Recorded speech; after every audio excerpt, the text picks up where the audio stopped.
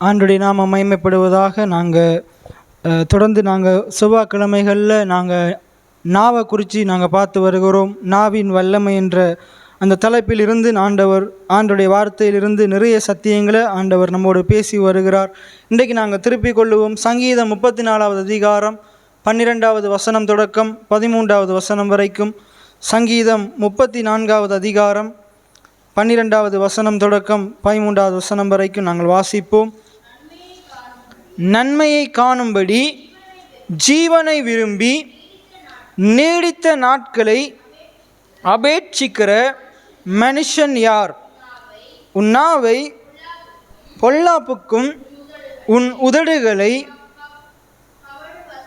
கபட்டு வசனிப்புகளுக்கும் விலக்கி காத்து கொள்ளுங்கள். இதுக்கு மேலே நீங்கள் வசனங்களை பாருங்கள். 8வது வசனத்திலிருந்து கர்த்தர் நல்லவர் என்பதை ருசித்து பாருங்கள், அவர் மேல் நம்பிக்கையாக இருக்கிற மனுஷன் பாக்கியவான். கர்த்தருடைய பரிசுத்தவான்களே, அவருக்கு பயந்திருங்கள், அவருக்கு பயந்தவர்களுக்கு குறைவில்லை. சிங்கக்குட்டிகள் தாழ்ச்சியடைந்து பட்டினியாக இருக்கும், கர்த்தரை தேடுகிறவர்களுக்கோ ஒரு நன்மையும் குறைவுபடாது. பிள்ளைகளே, வந்து எனக்கு செவி கொடுங்கள், கர்த்தருக்கு பயப்படுதலை உங்களுக்கு போதிப்பேன்.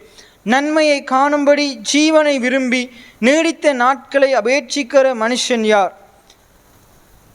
உன் நாவை பொல்லாப்புக்கும் உன் உதடுகளை கபட்டு வசனிப்புக்கும் விலக்கி காத்துக்கொள். தீமையை விட்டு விலகி நன்மை செய், சமாதானத்தை தேடி அதை தொடர்ந்து கொள். கர்த்தருடைய கண்கள் நீதிமான்கள் மேல் நோக்கமாக இருக்கிறது, அவருடைய செவிகள் அவர்கள் கூப்பிடுதலுக்கு திறந்திருக்கிறது.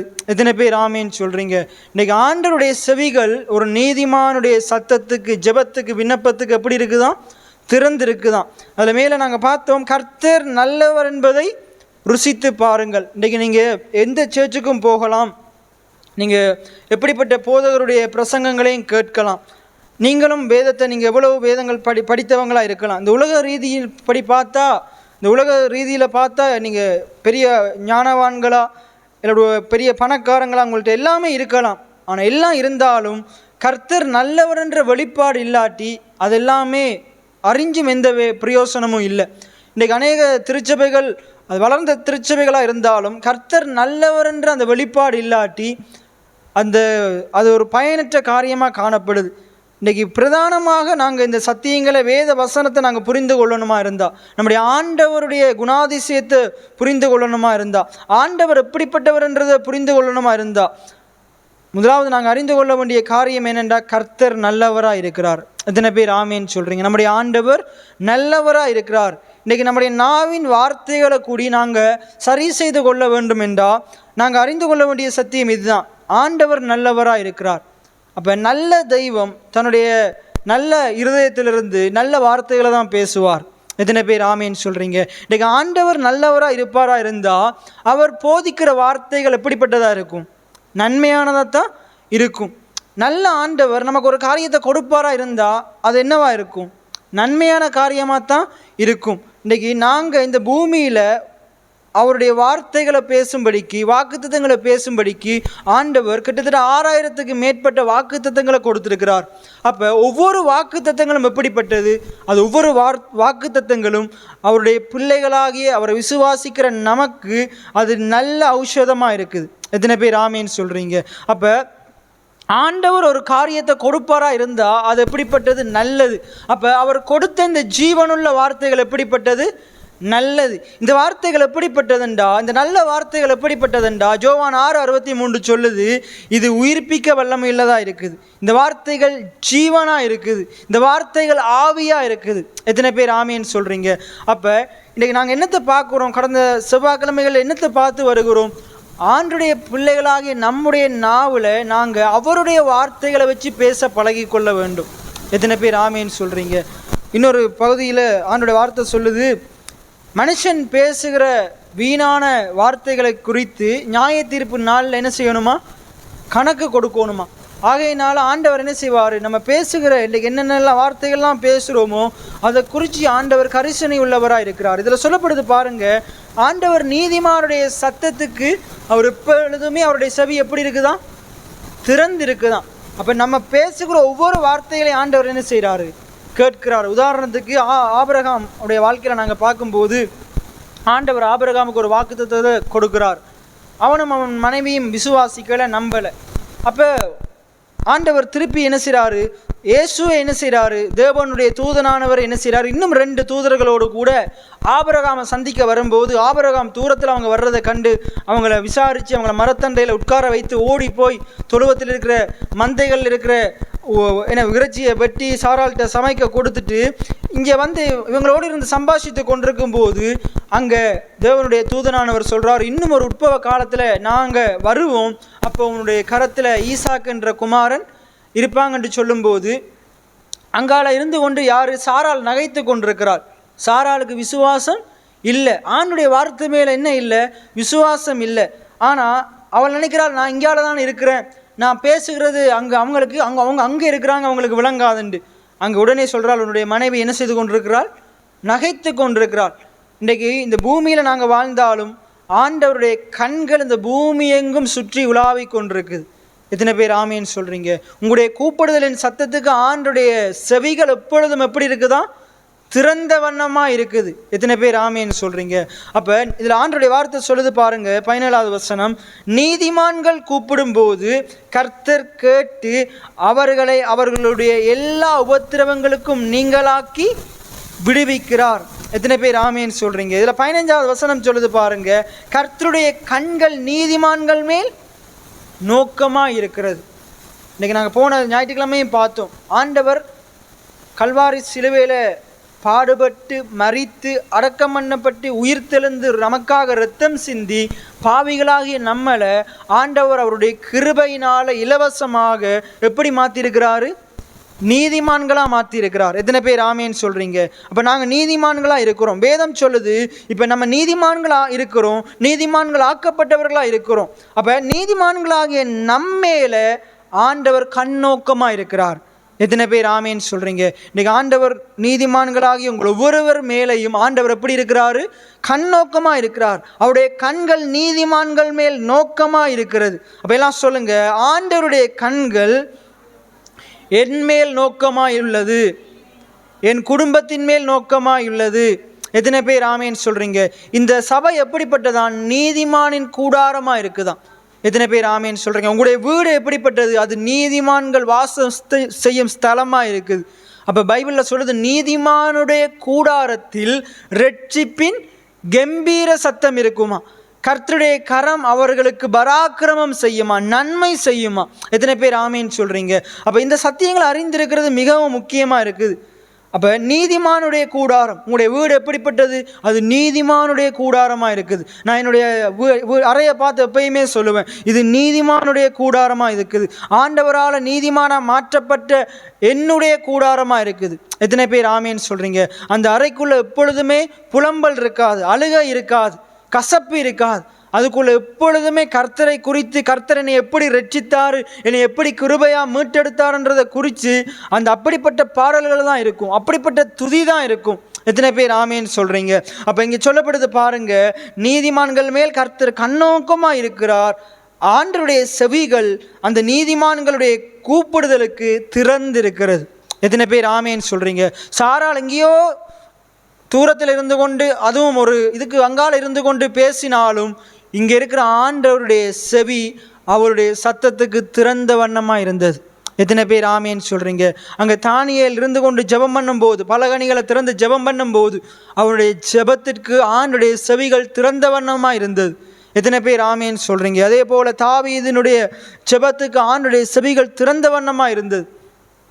அங்கே பாருங்கள், அந்த பத்திமே என்ற குருடன் தாவீதின் குமாரனை எனக்கு இறங்கும் என்று சொல்லும்போது அவனுக்கு ஆண்டுடைய செவிகள் எப்படி இருந்தது, திறந்த வண்ணமாக இருந்தது.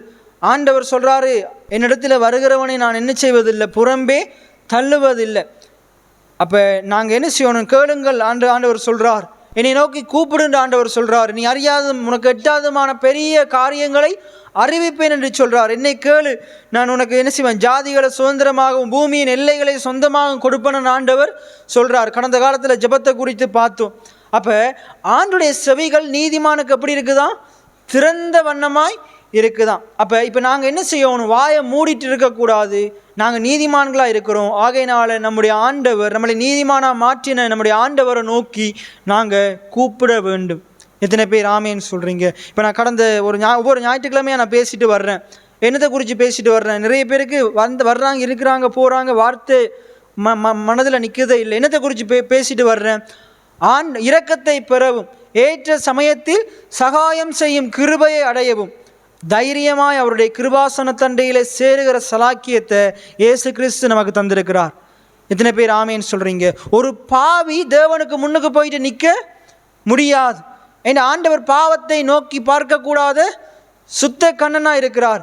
இயேசு கல்வாரி சிலுவையிலேயே, தேவன் கல்வாரி சிலுவையிலேயே இயேசுவை கைவிட்டார், என்னையும் உங்களையும் சேர்த்து கொள்ள வேண்டும்படியாக. இயேசு நமக்காக பாவமானார், நாங்கள் நீதிமான்களாக்கப்பட வேண்டும்படியாக. ஏன் இயேசு நமக்காக பாவமாகணும் என்றா, ஒரு பாவமான மனுஷன், பாவியாக இருக்கிற மனுஷன் தேவனுக்கு முன்னுக்கு போயிட்டு நிற்க முடியாது, தேவனிடத்தில் ஜெபம் பண்ண முடியாது. பாவியாகிய மனுஷன் தேவனண்டையில் கிட்டி சேரணமாக இருந்தால் அவன் என்ன செய்யணும்? காளைகளை பலி கொடுக்கணும், சமாதான பலி கொடுக்கணும், பாவ நிவாரண பலி கொடுக்கணும், தகன பலி கொடுக்கணும். பலிகள் மூலமாகத்தான், ரத்தம் சிந்தி தான் என்ன செய்யணும் அங்கே. அதுவும் அவன் ரத்தம் சிந்தினாலும் பலி கொடுத்தாலும் அந்த பாவி நேரடியாக தேவனோடு பேச முடியாது. அவனுக்காக ஒரு பிரதான ஆசாரியன் தான் அங்கே தேவனிடத்தில் போயிட்டு ஜெபம் பண்ண முடியும், பரிந்து பேச முடியும். ஆனால் மகா பிரதான ஆசாரியனாக இயேசு கிறிஸ்து அவரே போயிட்டு என்ன செய்தார்? நம்முடைய பாவங்கள், சாபங்கள், அக்கிரமங்களுக்காக தன்னையே பலியாக ஒப்பு கொடுத்து தன்னுடைய இரத்தத்தை அவருடைய சமூகத்துக்கு கொண்டு போய், கிருபாசனத்துக்கு அன்றைக்கு கொண்டு போய், அதன் அவருடைய இரத்தத்தை அவர் நமக்காக தெளித்து இன்றைக்கு நம்மையும் வலது பரிசத்தில் பிதாவோடு உட்கார செய்து இன்றைக்கு நமக்கு ஒரு புத்திர சுவிகாரத்தின் ஆவியை கொடுத்திருக்கிறார். எத்தனை பேர் ஆமேன்னு சொல்கிறீங்க? இப்போ நாங்கள் நீதிமான்களாக்கப்பட்டதுனால இன்றைக்கி நம்ம எந்த ஆசாரியர் மூலமாகவோ, தீர்க்கதரிசி மூலமாகவோ, போதகர் மூலமாகவோ ஆண்டவரிடத்தில் போக தேவையில்லை, ஆண்டவரிடத்தில் ஜெபத்தை விண்ணப்பத்தை வைக்க தேவையில்லை, அற்புதங்களுக்காண்டி நம்ம எந்த ஒரு ஊழியக்காரன்ட்டையும் நம்ம போக தேவையில்லை. நாங்கள் இருக்கிற இடத்திலிருந்து நம்ம அற்புதம் செய்கிற ஆண்டவரை நோக்கி கூப்பிடுகிற சலாக்கியத்தை ஆண்டவர் நமக்கு கொடுத்திருக்கிறார்.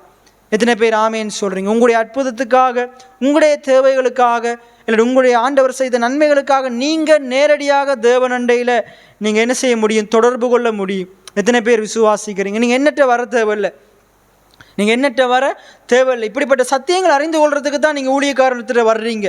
நீங்கள் பாஸ்டர் எனக்காக ஜெபம் பண்ணுங்க, நீங்கள் ஜெபம் பண்ணாதான் ஆண்டவர் கேட்பார், நீங்கள் பைபிள் சொல்லுதா? ஆண்டவர் என்ன சொல்கிறாரு? நீதிமான் என்ன செய்கிறான்? விசுவாசத்தோடு நீதிமான் கேட்குற காரியத்தை நான் கொடுப்பேன்னு ஆண்டவர் சொல்கிறார். எத்தனை பேர் ஆமேன்னு சொல்கிறீங்க? அப்போ இங்கே சொல்லுது பாருங்கள், பாஸ்டருக்கு, போதகர்மாருக்கு, ஆசாரியர்மாருக்கு என்னுடைய செவிகள் திறந்திருக்குது என்று பைபிள் சொல்லலை, நீதிமான்களின் கூப்பிடுதலின் சத்தத்துக்கு என்னுடைய செவிகள் திறந்திருக்குது என்று ஆண்டவர் சொல்கிறார். எத்தனை பேர் ஆமேன்னு சொல்கிறீங்க? அப்போ நாங்கள் என்ன செய்யணும்? நாங்கள் வாயை திறந்து என்ன செய்யணும்? ஆண்டவரிடத்தில் கேட்கணும், ஜெபம் பண்ணணும், விசுவாச அறிக்கைகளை செய்யணும், ஆண்டுடைய வாக்குத்தத்தங்களை சொல்லி ஜெபம் பண்ணணும். அப்போ இதை குறித்து தான் நாங்கள் பார்த்து வருகிறோம். அப்போ சங்கீதம் 34:12-13 வரைக்கும் நாங்கள் பார்ப்போம். இன்றைக்கு நன்மையை காணும்படி அப்போ என்ன செய்யணும்? நம்முடைய நாவை திறந்து நாங்கள் எப்படிப்பட்ட வார்த்தைகளை ஆண்டவரை நோக்கி என்ன செய்யணும்? கேட்கணும், ஜபிக்கணும் என்றா நன்மையை காணும்படி. இன்றைக்கி பாருங்கள், மேல் அந்த 8வது வசனத்தில் பார்த்தோம், கர்த்தர் எப்படிப்பட்டவர், கர்த்தர் எப்படிப்பட்டவர் என்றதை ருசித்து பாருங்கள். ஆண்டோட வார்த்தை சொல்லுது, கர்த்தர் நல்லவர் என்பதை ருசித்து பாருங்கள். இப்போ கர்த்தர் நல்லவர். அப்போ நல்ல கர்த்தரிடத்தில் எப்படிப்பட்ட காரியங்கள் இருக்கும்? நன்மையான காரியங்கள் தான் இருக்கும். எத்தனை பேர் விசுவாசிக்கிறீங்க? நம்முடைய நல்ல கர்த்தரிடத்தில் நன்மையான காரியங்கள் தான் இருக்கும். அப்போ இப்படிப்பட்ட நல்ல கர்த்தரிடத்தில் நாங்கள் ஜெபத்தை வேண்டுதலை முன்வைக்கும் போது அவர் நன்மையை தருவார் என்ற நிச்சயத்தோடு ஜெபம் பண்ணணும், நன்மையை தருவார் என்ற நிச்சயத்தோடு விசுவாச அறிக்கைகளை செய்யணும். அப்போ நன்மையை காணும்படி நீடித்த நாட்களை, ஜீவனை விரும்பி நீடித்த நாட்களை அபேட்சிக்கிற மனுஷன் யார்? இன்றைக்கு நிறைய பேருக்கு தேவனிடத்திலிருந்து நான் நன்மையை கண்டடைவேன் என்ற விசுவாசமே இல்லை, நீடித்த நாளாக நான் வாழுவன் என்ற விசுவாசமே இல்லை. அதற்கு மாறாக ஆண்டவர் சொல்கிறார் பாருங்கள், 91வது சங்கீதம் கடைசி வசனத்தை ஒருவர் வாசிங்க. 91வது சங்கீதம் கடைசி வசனமும் ஒருவர் 92வது சங்கீதம் கடைசி வசனத்தையும் வாசிங்க.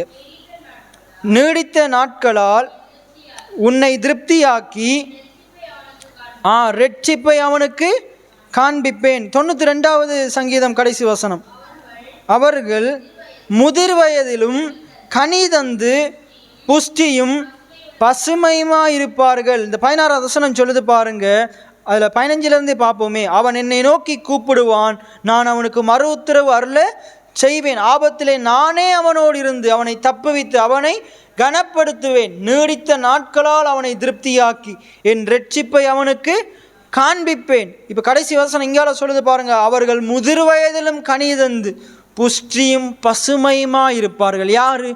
நீதிமான்கள். எத்தனை பேர் ஆமேன்னு சொல்றீங்க? இப்போ ஆண்டவர் நீடித்த நாட்களை நமக்கு தருகிறவராக இருக்கிறார். இப்போ இந்த வாக்குத்தத்தத்தை படிக்கும் போது நமக்கு என்ன தெரியுது? ஆண்டவர் என்னைய நீடித்த நாட்களாக திருப்தியாக்குவார். எத்தனை பேர் ஆமேன்னு சொல்றீங்க? நான் நீதிமானாகிய நான் முதிர் வயதானாலும் எப்படி இருப்பேன்? பசுமையும் புஷ்டியுமா இருப்பேன். எத்தனை பேர் இந்த வசனத்தை சொல்றீங்க? ஒவ்வொரு நாளும் இந்த வசனத்தை சொல்லி எத்தனை பேர் ஜெபம் பண்ணுறீங்க? அப்போ இந்த வசனம் சொல்லுது பாருங்க, நன்மையை காணும்படி ஜீவனை விரும்பி. நீதிமான் என்ன செய்யணுமா? ஜீவனை விரும்பணுமா? மரணத்தை விரும்பக்கூடாது, ஜீவனை விரும்பணும். நீதிமொழிகள் 18ஆம் அதிகாரம் 20-21 என்ன சொல்லுது? மரணமும் ஜீவனும் நாவின் அதிகாரத்தில் உள்ளது, அதில் பிரியப்படுகிறவன் அதன் கனியை. பைபிள் நம்மளை எதை விரும்ப சொல்லுது? ஜீவனை விரும்பணும். அப்போ ஜீவனை விரும்புகிறவன் எதை பேசுவான்? ஜீவனை பேசுவான். ஜீவனை விரும்புகிறவன் என்னத்தை பேசுவான்? ஜீவனை பேசுவான். மரணத்தை விரும்புகிறவன் என்னத்தை பேசுவான்? மரணத்தை தான் பேசுவான். இன்னும் சொல்ல போனால் விசுவாசிக்கிற பிள்ளைகள் மரண தருவாய் இருந்து கொண்டும் மரணத்தை பேச மாட்டாங்க, ஜீவனை தான் பேசுவாங்க. விசுவாசிக்கிற பிள்ளைகள் குறைவுக்குள்ளே இருந்தாலும் குறைவை பேச மாட்டாங்க, நிறைவைத்தான் பேசுவாங்க. இயேசு சிலுவையில் இருந்து கொண்டு என்னத்தை பேசுகிறாரு? நம்மளாக இருந்தால் என்னத்தையெல்லாம் பேசியிருப்போம். ஆனால் அவர் பேசுகிற ஒவ்வொரு வார்த்தைகளும் பாருங்க, அவர் ஜீவனை பேசுகிறார். நடக்க போகிற காரியங்களை பேசுகிறார்.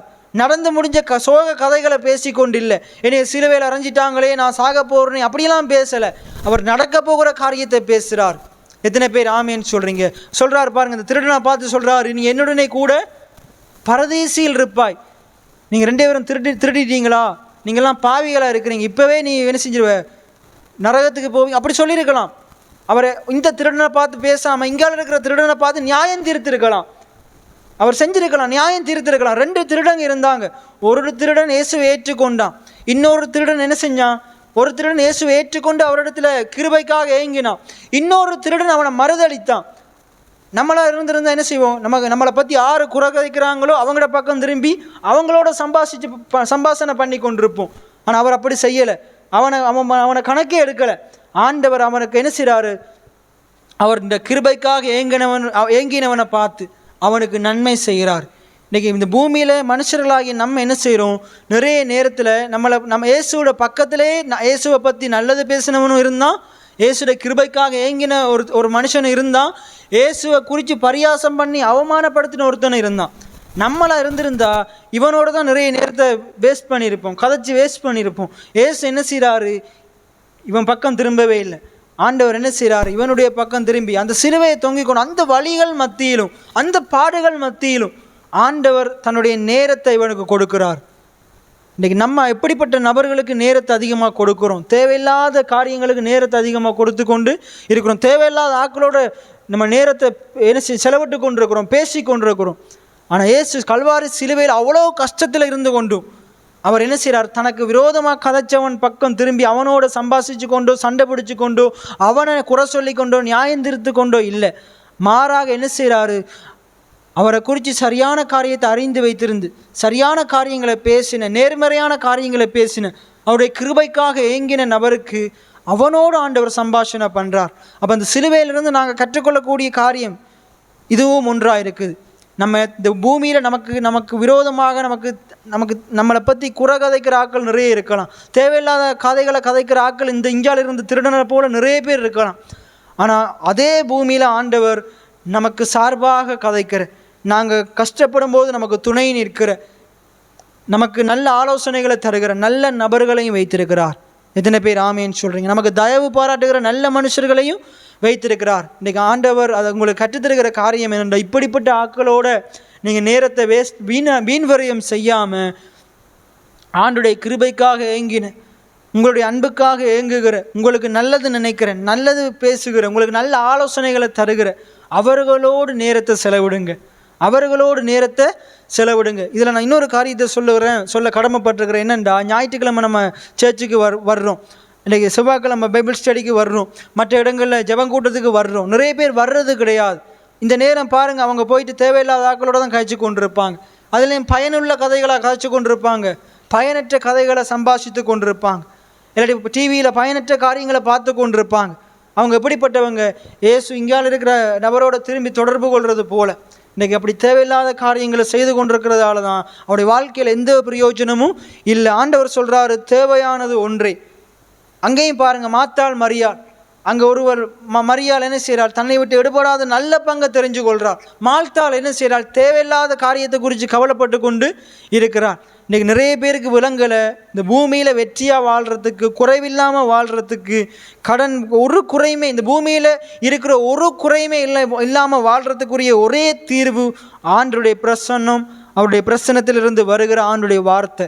எத்தனை பேர் ஆமேன்னு சொல்கிறீங்க? அப்போ தேவையானது இந்த வார்த்தை தான். நீங்கள் அந்த பங்கை தெரிந்து கொள்ளுங்க. ஆண்டவர் உங்களுடைய பூமிக்குரிய சகல தேவைகளையும் அவருடைய மகிமையின் ஐஸ்வர்யத்தின்படி சந்திக்க வல்லமை உள்ளவராக இருக்கிறார். எத்தனை பேர் ஆமேன்னு சொல்கிறீங்க? அப்போ நாங்கள் என்ன செய்யணும்? ஜீவனை விரும்பணும். என்னத்தை விரும்பணும்? ஜீவனை. நான் செத்து போயிட்டா நலமாக இருக்குமேன்னு உங்களோட வாயிலிருந்து வரவே கூடாது. தாவீது ராஜா சொல்கிறது போல நான் அடிக்கடி சொல்லுவேன், நான் சாகாமல் பிழைத்திருந்து கர்த்தருடைய செய்கைகளை விவரிப்பேன். அப்படிப்பட்ட அறிக்கைகளை பண்ணுகிறவங்களாக இருக்கணும்.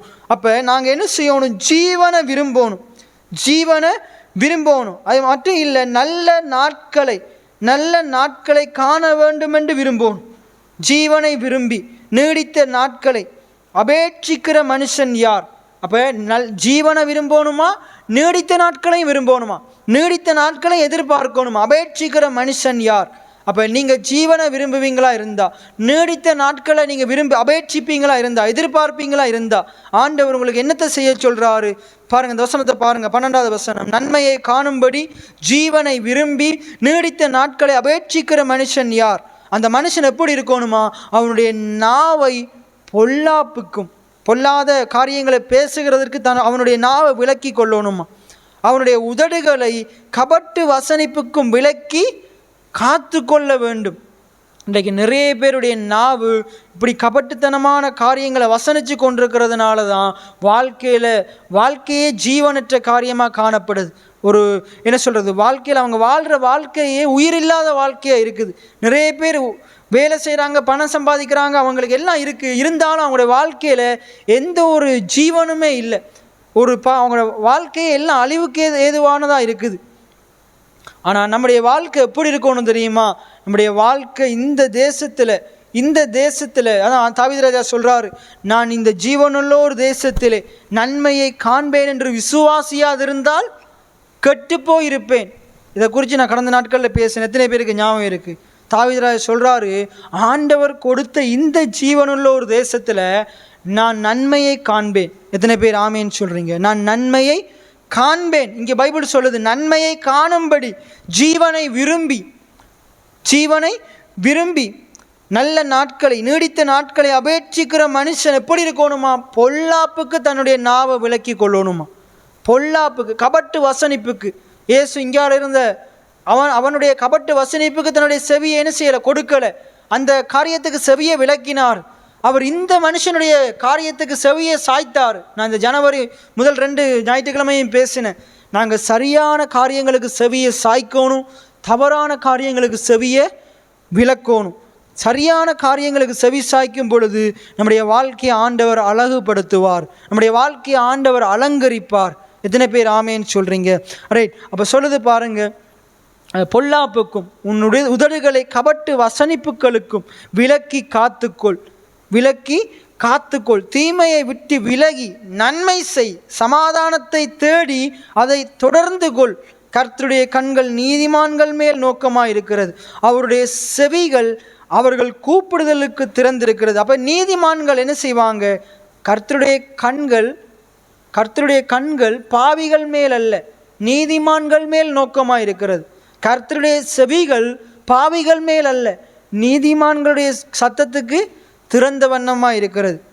ஒரு பாவி ஆண்டுடைய கிருபை கிருபையை பெற்றுக்கொள்ளும் போது எப்படி மாற்றப்படுறான்? நீதிமானாக மாற்றப்படுறான். இப்போ நீங்கள் கேட்கலாம், நான் அடிக்கடி பேசுகிற இன்னொரு சத்தியம் வார்த்தை இருக்குது. லூக்கா 18ஆம் அதிகாரத்தில் 2 பேர் போயிட்டு ஆண்டவரிடத்தில் ஜெபம் பண்ணுறாங்க. ஒருத்தன் பரிசேயன், இன்னொருத்தன் ஆயக்காரன். இதில் இந்த பரிசேயன் எப்படிப்பட்டவன் என்றால் உலகத்தின் பார்வையில் நீதிமான். உலகத்தின் பார்வையில் யார் நீதிமான்? இந்த பரிசேயன் நீதிமான். அவன் என்ன சொல்கிறான்? அவன் உலகத்தின் பார்வையில் நீதிமான் என்று நான் சொல்கிறேன்டா, அவன் தன்னையத்தானே நீதிமான் என்று நினைக்கிறான். எதன் அடிப்படையில் நினைக்கிறான்? விசுவாசத்தின் அடிப்படையில் இல்லை. அவன் செய்த ஜெபத்தின் அடிப்படையில், அவன் கொடுத்த காணிக்கையின் அடிப்படையில், அவன் பண்ணுற உபவாசத்தின் அடிப்படையில், அதாவது அவனுடைய கிரிகைகளின் அடிப்படையில் அவன் தன்னை நீதிமானாக கருதுகிறான். ஆனால் இந்த மனுஷன் அவனுடைய கிரியைகளின் அடிப்படையில் இவனை போல் அவன் நீதிமான் அல்ல, பெரிய பரிசுத்தவான் அல்ல. இவனுடைய கிரியைகளை பார்த்தா இவன் செய்கிறது முழுக்க பாவம். ஆனால் இவன் விசுவாசிக்கிறான். என்னத்தை விசுவாசிக்கிறான்? நீதிமானாகிய கர்த்தரை விசுவாசிக்கிறான். என் ஆண்டவர் நீதி உள்ளவர், நியாயம் உள்ளவர்ன்றதை விசுவாசிக்கிறான். அப்போ ஆண்டுடைய சமூகத்துக்குள்ளே அவன் என்ன செய்ய வர துணியாமல் தன்னையை தாழ்த்துறான். ஆண்டவரே, என்னுடைய கிரியைகளின் அடிப்படையில் நான் உங்களுடைய சமூகத்துக்கு வரவே முடியாது. நான் அவரை போல் என்னுடைய காரியத்தை பார்த்தா நான் ஜெபம் பண்ணுறதே இல்லை. அவர் கொடுக்குற மாதிரி நான் கொடுக்கறதே இல்லை. அவர் உபவாசம் இருக்கிற மாதிரி நான் உபவாசம் இருக்கிறதே இல்லை. அப்போ இவனை ஒப்பிட்டு பார்க்கும்போது கிரியைகளின் அடிப்படையில் பார்த்தா இவன் தான் பெரிய ஆள். இவன் வெள்ளை சட்டை போடுறான், இவன் என்ன செய்கிறான்? தவறாமல் ஆலயத்துக்கு போகிறான், காணிக்கை கொடுக்குறான், எல்லாம் செய்கிறான். ஆனால் இவன் பார்த்திங்கன்னா அது ஒன்றுமே செய்கிற இல்லை. ஆனால் இவன் தன்னை தாழ்த்துறான், தன்னுடைய செயல்களை தாழ்த்துறான், ஆண்டவருடைய செயல்களை உயர்த்துறான். ஆண்டவரே, பாவியாக என்மேல் கிருபையாயிரும். இத்தனை பேர் ஆமேன்னு சொல்கிறீங்க. இன்றைக்கு நம்ம இதெல்லாம் செஞ்சாலும் இந்த பரிசேயனை போல் நம்ம காணிக்கை கொடுக்குறோம், உபவாசம் இருக்கிறோம். அதே போல் நாங்கள் என்ன செய்கிறோம்? எல்லாம் செய்தாலும் நாங்கள் இதை மேன்மை பாராட்டுவோமா இருந்தால் ஆண்டவருடைய பார்வையில் நாங்கள் நீதிமான்கள் அல்ல. நம்ம நீதிக்குரிய செயலை செஞ்சுட்டு நீதிக்குரிய செயலை நினச்சி மேன்மை பாராட்டினாலும் ஆண்டுடைய பார்வையில் நம்ம நீதிமான்கள் அல்ல. ஆனால் இதெல்லாம் செய்து ஆண்டவரே, இவ்வளவு நான் செய்தாலும் உங்களுடைய கிருபையினால தான் நான் நீதிமானாக இருக்கிறேன்னு சொல்லுவீங்களா இருந்தால் ஆண்டவர் உங்களை நோக்கி பார்ப்பார். எத்தனை பேருக்கு நான் சொல்கிறது விளங்குது? இதெல்லாம் செய்ய வேணான்னு சொல்லலை, செய்யணும். ஆனால் இதை தூக்கி பிடிக்கக்கூடாது. அதான் பவுல் சொல்கிறார். பவுல் எவ்வளோ பெரிய ஆள், எவ்வளோ பெரிய பரிசுத்தவான். அவர் சொல்கிறாரு, கர்த்தராக இயேசு கிறிஸ்துவின் சிலுவையை குறித்து அல்லாமல் வேறொன்றை குறித்து மேன்மை பாராட்டாது இருப்பேனாக. அப்போ எப்பயுமே நாங்கள் கல்வாரி சிலுவையைத்தான் மேன்மை பாராட்டோம். அதாவது இயேசு செய்த செயலைத்தான் மேன்மை பாராட்டோம். எத்தனை பேர் ஆமேன்னு சொல்கிறீங்க? ரைட். அப்போ இங்கே சொல்லுது பாருங்கள், நீதிமான் எப்படி இருக்கணுமா? ஆண்டவர் நீதிமான்கள் மேல் கண்ணோக்கமாக இருக்கிறார். நீதிமான்களுடைய சத்தத்துக்கு அவர் என்ன செய்து அவருடைய செவிகள் திறந்து இருக்குது. அப்போ நீதிமான் எப்படி இருக்கணும்? நீதிமான் நன்மையை காணும்படி அவன் ஜீவனை விரும்பணும். ஒரு நீதிமான் ஜீவனை விரும்புகிறவனாக இருக்கணும். இன்றைக்கி நீங்கள் ஜீவனை விரும்புகிறவங்களாக இருக்கணும். நீங்கள் ஜீவனை விரும்புகிறவங்களாக இருப்பீங்களா இருந்தால் உங்களுடைய வாய் நிறைய ஜீவனை தான் பேசுவீங்க. ஏன்னா ஆண்டோட வார்த்தை சொல்லுது, ஜீவனும் மரணமும் ஜீவனும் உங்களோட நாவின் அதிகாரத்தில் இருக்குது. இப்போ நான் பண்ணுற அந்த செவ்வாய்க்கிழமை பண்ணுற அந்த பிரசங்கத்துக்கு தலைப்பே என்ன? நாவின் வல்லமை. அதுக்கு இன்னொரு காரியத்தை சொல்லலாம். என்னென்னா நாவின் அதிகாரம். ஆண்டவர் உங்களுடைய நாவில் ஒரு அதிகாரத்தை வச்சிருக்கிறார். எத்தனை பேர் ஆமேன்னு சொல்கிறீங்க? ஆண்டவர் ஆதாம் ஏவாளுக்கு என்னத்தை கொடுக்குறாரு? பூமி அனைத்தையும் அதில் உள்ளவைகளையும் கீழ்ப்படுத்தி ஆண்டுகளும் அதிகாரத்தை கொடுக்கிறார். நான் கடந்த காலத்தில் பேசினேன். மற்ற மிருகங்களுக்கும் இயற்கைக்கும் இவர்களுக்கும் என்ன வித்தியாசம்? மிருகங்களுக்கெல்லாம் வாயிருந்தும் அவைகள் பேசாது. மற்ற இயற்கைக்கெல்லாம் எல்லாம் ஜீவன் இருந்தாலும், அதுக்குள்ளே ஜீவன் இருந்தாலும், உயிர் இருந்தாலும் அது பேச முடியாது. ஆனால் அது எல்லாவற்றையும் ஆண்டவர்களுக்கு விதமாக இந்த மனுஷனுக்கு ஆண்டவர் என்னத்தை வித்தியாசமாக கொடுத்துட்டாரு? அவரை போல பேசுகிறவனாக படைத்தார். எத்தனை பேர் ஆமேன்னு சொல்கிறீங்க? சாயலாக நமது சாயல் நமது ரூபத்தின்படி ஆண்டவர் எப்படி பேசுகிற தெய்வமாக இருக்கிறாரோ அதே போல் மனுஷனையும் பேசுகிறவனாக உண்டாக்கினார். எத்தனை பேர் ஆமேன்னு சொல்கிறீங்க? ஆண்டவர் இந்த பூமியை எப்படி பேசி உண்டாக்கினாரோ, எப்படி இந்த பூமியை சர்வத்தையும் வார்த்தையினால் தாங்குகிறாரோ அதே போல் ஆண்டவர் விசுவாசிக்கிற பிள்ளை விசுவாசத்தை பேசுகிறதுனால பிழைக்கும் விதமாக ஆண்டவர் மாற்றி வச்சிட்டார். இன்றைக்கி எத்தனை விசுவாசிகள் சபையில் இருந்தாலும் அந்த விசுவாசிகள் எல்லாரும் விசுவாசத்தை பேசலாட்டி அவங்க இந்த பூமியில் ஆண்டவருடைய காரியத்தின்படி பிழைத்து வாழ முடியாது. மாறாக கடினத்தோடு கஷ்டத்தோடு இந்த வேதத்துக்கு முரணாகத்தான் வாழ முடியும். ஆனால் எவன் ஒருவன் எந்த ஒரு விசுவாசி கடவுளை விசுவாசித்து கடவுளுடைய வார்த்தைகளை வாயில வைத்து அது விசுவாசத்தை பேசி வாழுகிறானோ ஆண்டவர் அவன் விசுவாசிக்கிற காரியத்தை அவனுக்கு கொடுப்பார், அவன் அறிக்கை செய்கிற காரியத்தை அவனுக்கு கொடுப்பார். எத்தனை பேர் ஆமேன்னு சொல்கிறீங்க? அப்போ ஒரு நீதிமானுடைய நாவு பொல்லாப்பான காரியங்களை பேசக்கூடாது. பொல்லாப்பான காரியங்களை பேசுகிறதுக்கு அந்த நீதிமான் தன்னுடைய நாவை விலக்கி கொள்ள வேண்டும். ரெண்டாவது, கபட்டு வசனிப்புகளை தேவையில்லாத காரியங்களுக்கு அவனுடைய வாயை விலக்கி காத்து கொள்ள வேண்டும். எல்லாம் சொல்லுங்கள், நீதிமானாகிய நான் பொல்லாப்புக்கும் கபட்டு வசனிப்புகளுக்கும் என்னுடைய நாவை விலக்கி காத்து கொள்ள வேண்டும். எத்தனை பேர் ஆமேன்னு சொல்கிறீங்க? அப்போ நீங்கள் பொல்லாத காரியங்களை பேசி கொண்டிருக்க கூடாது, பொல்லாத காரியங்களை பேசி கொண்டிருக்க கூடாது, கபட்டு தேவையில்லாத காரியங்களை பேசி கொண்டிருக்க கூடாது, தேவையில்லாத ஊர் கதைகளுக்கு போக கூடாது. நிறைய பேருக்கு அப்படி சொன்னால் தான் விளங்கும். தேவையில்லாத ஊர் கதைகளுக்கு போக கூடாது. அதாவது சொல்லுவாங்க, என்ன உலகத்தில் இன்றைக்கு நம்முடைய சமுதாயத்தில் சொல்லுவாங்க, வேலியில் போகிற ஓனான என்ன செய்யக்கூடாது, எடுத்து வேட்டிக்குள்ளே போட கூடான்னு சொல்லுவாங்க. அதே போல் இப்படி தேவையில்லாத காரியங்களுக்குள்ளே நம்ம என்ன செய்யக்கூடாது, மூக்க நுழைக்க கூடாது. இன்றைக்கி நம்ம நிறைய பேர் இப்படிப்பட்ட தேவையில்லாத காரியத்துக்குள்ளே போய் சிக்கப்பட்டு என்னை வாழ்க்கையை அழிவுக்குள்ளே கொண்டு போயிடுறாங்க. ஆனால் ஆண்டுடைய வார்த்தை சொல்லுது பாருங்கள், நீதிமான்கள் மேலே கடவுள் நோக்கமாக இருக்கிறாரு, நீதிமான்களுடைய சத்தத்துக்கு செவி கொடுக்கிறார். ஆகையினால நீங்கள் தேவையில்லாத காரியங்களுக்குள்ளே போய் தேவையில்லாத வார்த்தைகளை பேசி சிக்கி கொள்ளாமல் நீங்கள் என்ன செய்யுங்க, நீங்கள் என்னையை நோக்கி பாருங்கள், என்னையை நோக்கி கூப்பிடுங்க. உங்களுடைய வாழ்க்கையில் 19வது வசனத்தை பாருங்கள், உங்களுடைய வாழ்க்கையில் வர்ற துன்பங்கள் எவ்வளவாக இருந்தாலும், துன்பங்கள் வராதுன்னு சொல்லலை, நீதிமானுக்கு தான் நிறைய துன்பம் வரும், நிறைய துன்பம் வரும். நீதிமானுக்கு வரும் துன்பம் அநேகமாக இருக்கும். கர்த்தர் அவைகள் எல்லாவற்றிலும் நின்று அவனை விடுவிப்பார். எத்தனை பேர் ஆமேன்னு சொல்கிறீங்க? எத்தனை துன்பம் வந்தாலும் கடவுள் உங்கள் மத்தியில் உங்களோடு நின்று அந்த துன்பத்திலிருந்து உங்களை விடுவிப்பார். அதுக்கு நீங்கள் உங்களோட வாயை கவனமாக வச்சுருக்கணும். கடவுள் உங்கள் சார்பாக உங்கள் பக்கத்தில் நிற்கணுமா இருந்தால் உங்களோட நாவு பொல்லாத காரியத்தை பேசி கொண்டிருக்க கூடாது.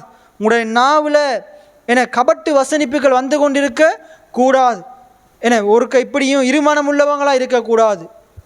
ஆண்டவர் சொல்கிறாரு பாருங்க, 6வது வசனத்தை பாருங்க, 6வது வசனம், 5வது வசனம், 6வது வசனம். அதுக்கு நாங்கள் 1லிருந்து வாசிப்போம். எல்லாம் 34ஆம் அதிகாரம் சங்கீதம் 34 1லிருந்து வாசிங்க. கர்த்தரை நான் எக்காலத்திலும் சோஸ்தரிப்பேன், அவர் துதி எப்பொழுதும் என் வாயில் இருக்கும். ரைட், நம்ம இது ஜாக்கோபிலையும் பார்த்தோம், துதித்தலும் சபித்தலும் ஒரே நாவிலிருந்து புறப்பட லாகாது. இங்கே சொல்கிறாரு பாருங்க, கர்த்தரை நான் எக்காலத்திலும். அப்போ நம்முடைய நாவில், நீதிமானுடைய நாவில் கடவுளுக்கு நன்றி செலுத்துதல் எப்பொழுதாவது இருக்கணுமா? எப்பொழுதும் இருக்கணுமா? எப்பொழுதும் இருக்கணும். ஏன்னா நம்முடைய ஆண்டவர் எப்பொழுதுமே நன்மை செய்கிற தெய்வமாக இருக்கிறார். அவர் எப்பொழுதும் நாங்கள் அவரை துதிக்கிறதுக்கு பாத்திரராக இருக்கிறார். எத்தனை பேர் ஆமேன்னு சொல்கிறீங்க?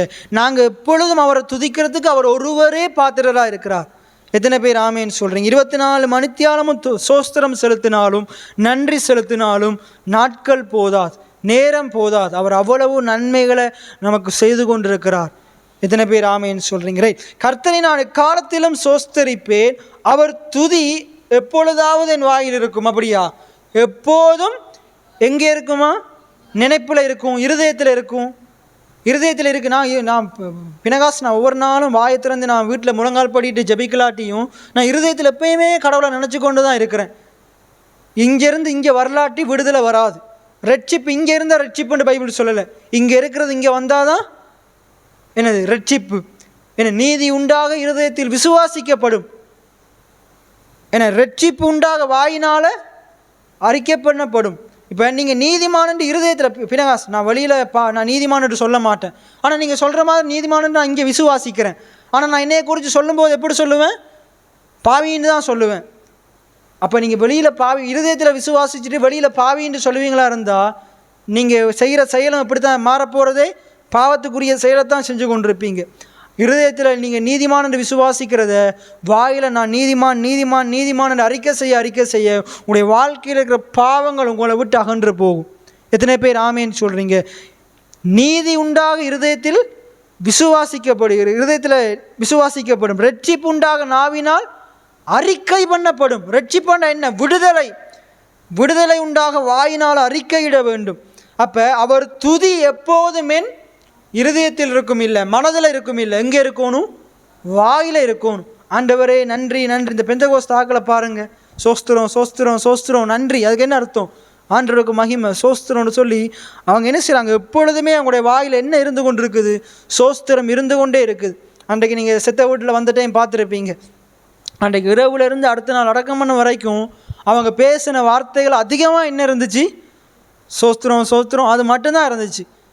சோஸ்திரம். அப்போ நம்முடைய வாயில் எப்பொழுதும் என்ன இருக்கணும்? அவரை பற்றினதான துதி இருக்கணும். ஆண்டவர் நல்லவர் வல்லவர், அவர் எனக்கு இப்படி நன்மையை செஞ்சுருக்கிறார், அப்படி நன்மையை செஞ்சுருக்கிறாரு. நம்ம என்ன சொல்கிறோம்? நான் அப்படி ஜெபித்தேன், இப்படி ஜெபித்தேன், ஒன்றுமே நடக்கலை. நான் அவங்களுக்கு இதைத்தான் பேசி கொண்டிருக்கிறோம். அது நடக்கலை, இது ஆண்டவர் செய்ததுக்காண்டி நீங்கள் நன்றி செலுத்துங்க. ஆண்டவர் புதிய காரியங்களை, அற்புதங்களை ஆண்டவர் செய்வார். ஆண்டவர் உபாகமம் 6 அங்கே சொல்கிறாரு பாருங்க, நீ உன்னுடைய பிள்ளைகளுக்கு என்ன செய்? படுத்திருக்கும் போது, உட்கார்ந்துருக்கும் போது, எழுந்திருக்கும் போது, நடக்கும்போது இவைகளை குறித்தே பேசு. எவைகளை குறித்து பேசு?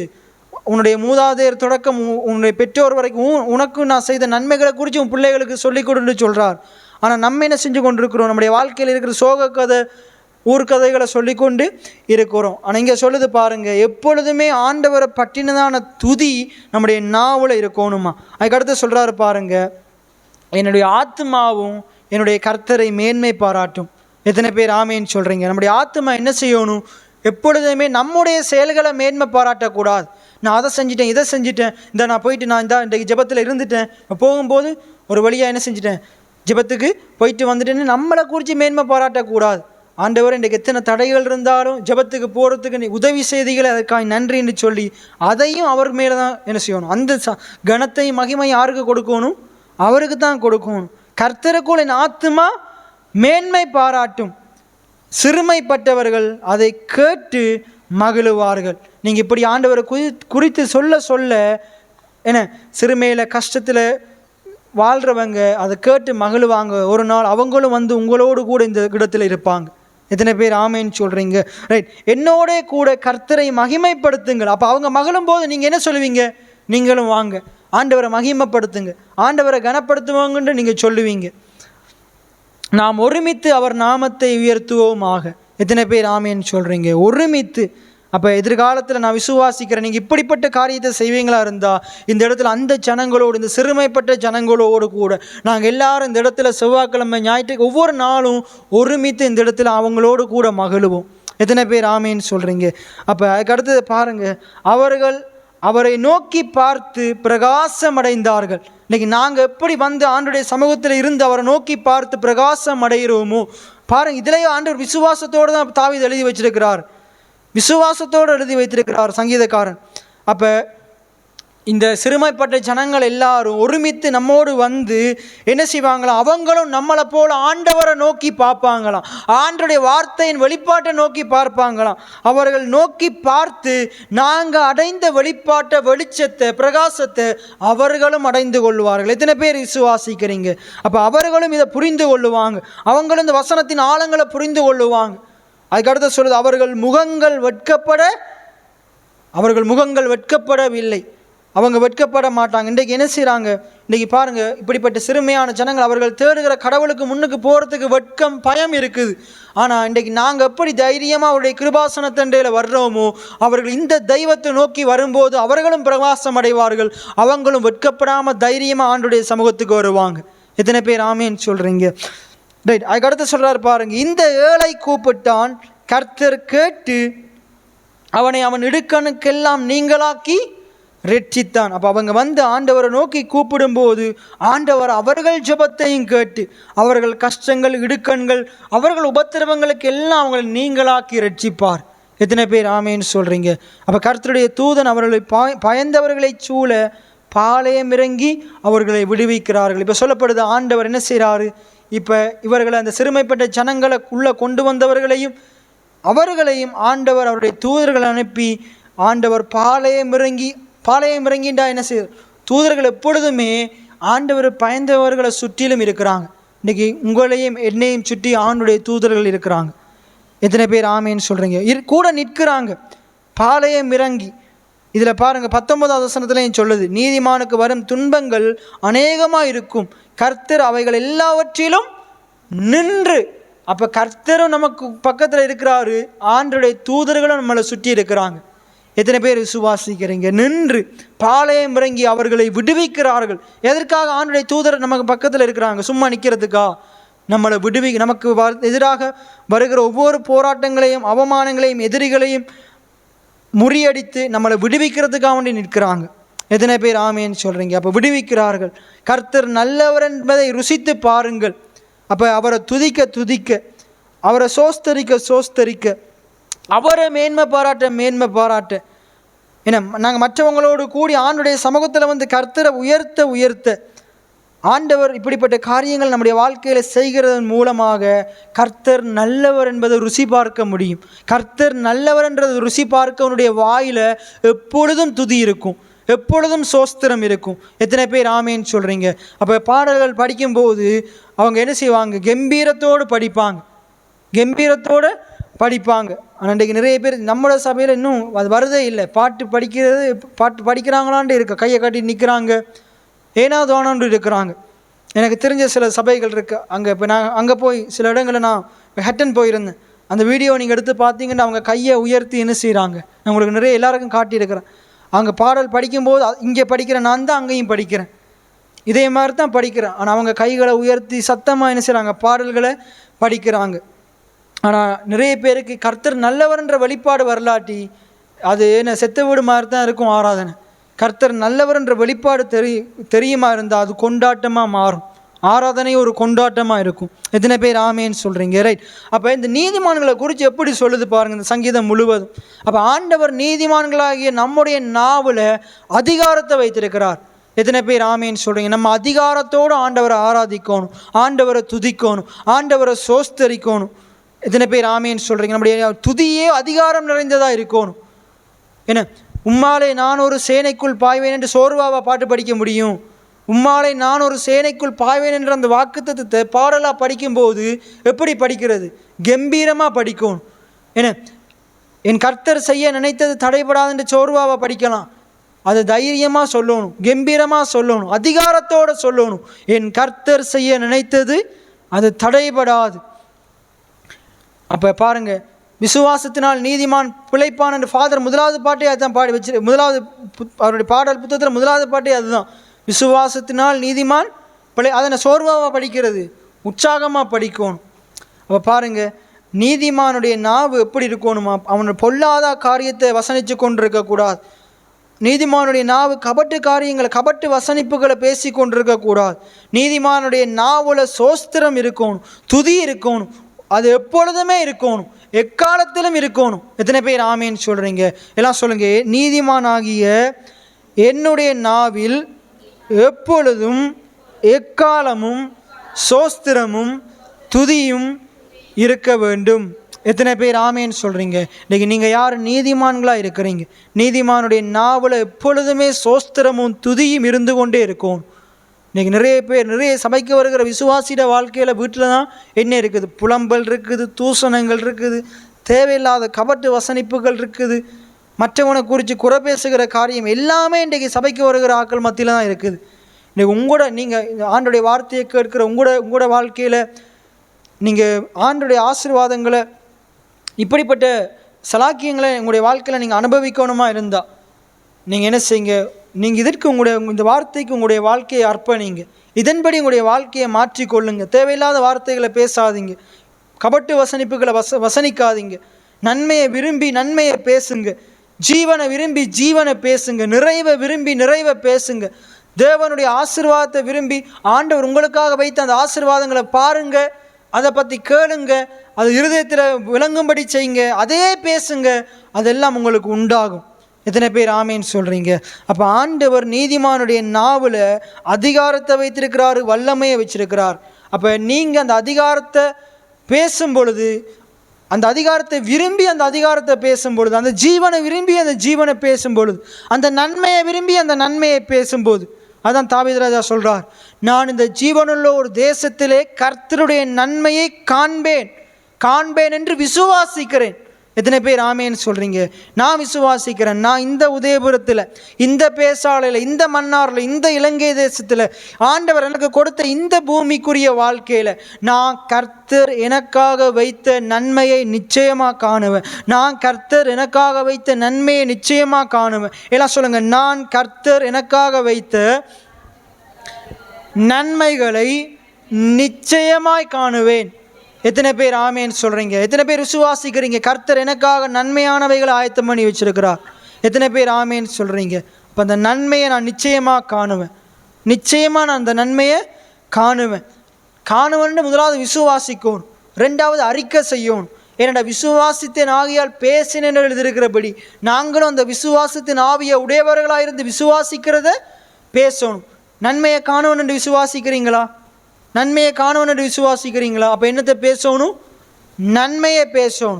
கர்த்தர் நன்மையாக மாற்றுவார். ஜோசேப்பு பேசினார் பாருங்க. அவருடைய வாழ்க்கையில் சகோதரரை பார்த்து சொல்கிறார், நீங்கள் எல்லாம் எனக்கு தீமை செய்ய நினைத்தீங்க, கர்த்தர் அதை நன்மையாக முடிய பண்ணினார்.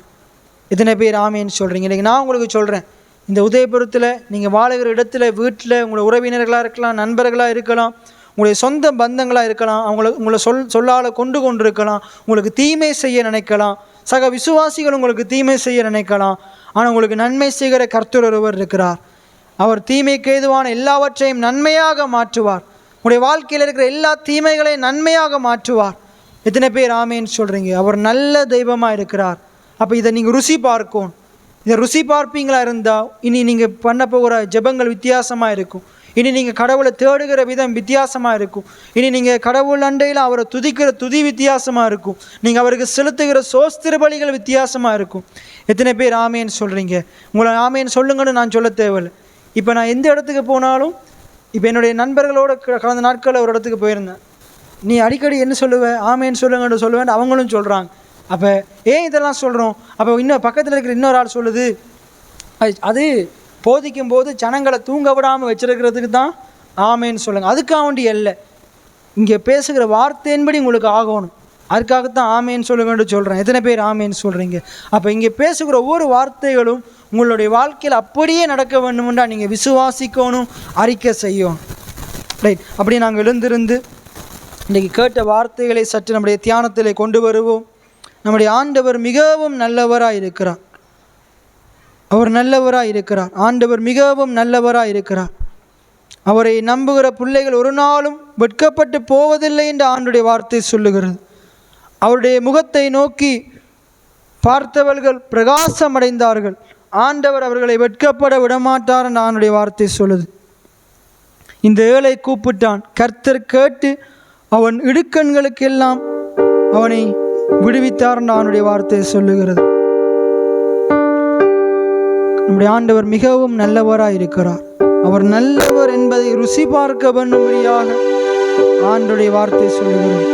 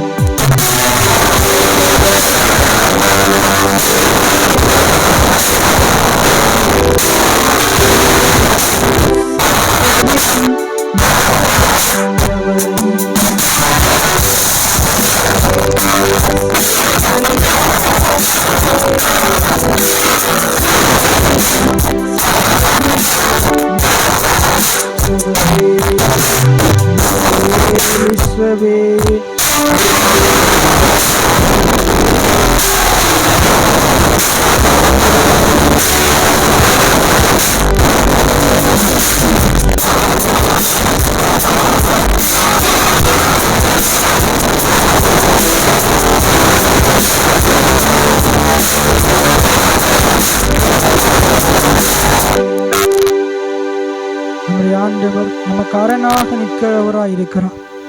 நம்முடைய ஆண்டவர் நம்முடைய இடுக்கண்களில் இருந்து எல்லாம் நம்மளை விடுவிக்கும்படிக்கு அவர் நம் அருகிலே நிற்கிறார். அவருடைய தூதர்கள் நம்மை சுற்றிலும் பாளையம் இறங்கி இருக்கிறார்கள்.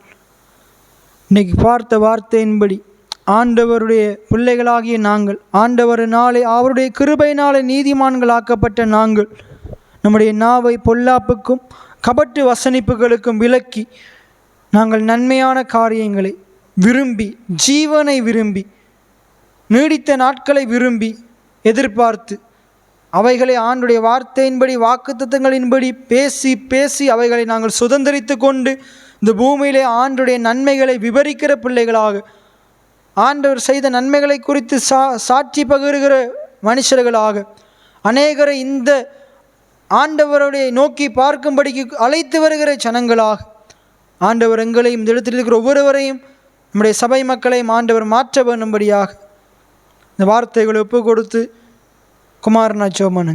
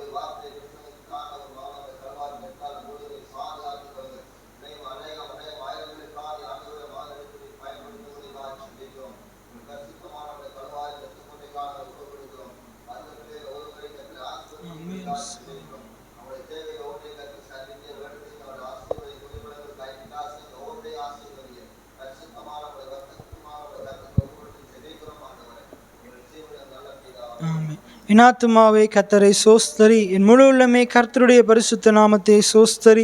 என் ஆத்துமாவே கர்த்தரை சோஸ்தரி, கர்த்தர் செய்த சகல உபகாரங்களை மறவாது. ஆமென். கர்த்தர் உங்களை ஆசீர்வதிப்பாராக.